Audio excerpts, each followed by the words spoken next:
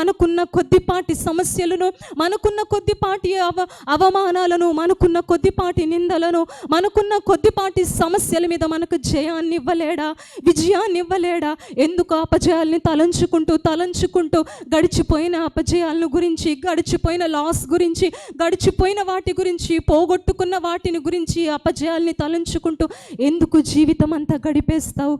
ఎందుకు బ్రతుకంతా వృధా పరిచేస్తావు?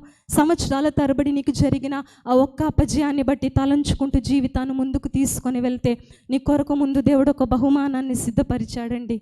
నీ కొరకు ముందు దేవుడు ఒక జయాన్ని ఇవ్వాలని సిద్ధపరిచాడండి.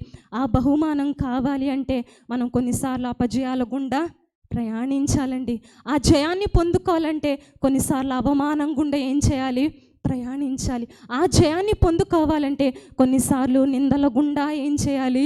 ప్రయాణించాలి. ఆ జయాన్ని పొందుకోవాలంటే కొన్నిసార్లు మనం అందరి దగ్గర హేళన కూడా ఉండవలసిన అవసరము వస్తుంది. అలానే దేవుడిని ఆ ఫెయిల్యూర్లోనే దేవుడు ఉంచడండి. అందుకే దావీదు కుమారునికి ఏం కలుగునుగాక? జయం కలుగునుగాక అని మనుషులందరూ ఏం చేశారంట? అక్కడ కేకలు. ఈరోజు కూడా మనం కేకలు వేయాలి. ఏమని కేకలు వేయాలి తెలుసా? అయ్యా, ఈ అపజయాల్లో కూడా నువ్వు నాకేమిస్తావయ్యా? జయము. ఈ అవమానాల్లో కూడా నువ్వు నాకేమిస్తావయ్యా? జయము. ఈ నిందలలో కూడా నువ్వు నాకేమిస్తావయ్యా? జయము. ఈ వ్యాధుల మధ్యలో కూడా నువ్వు నాకేది ఇస్తావయ్యా? జయము. ఎందుకు తెలుసా? మన సామర్థ్యాన్ని బట్టి కాదండి, మన అర్హతలను బట్టి కాదండి. దేన్ని బట్టి తెలుసా? మనలో ఉన్న ఎవరిని బట్టి? యేసయ్యను బట్టి. హల్లెలూయా. నువ్వు నమ్ముకున్నావే దేవుడు, నీ హృదయంలో పెట్టుకున్నావే ఒక దేవుడు. ఆ దేవుడు ఒకరోజు తప్పక ఈ అపజయాల్ని దేవుడు దేనిగా మారుస్తాడు?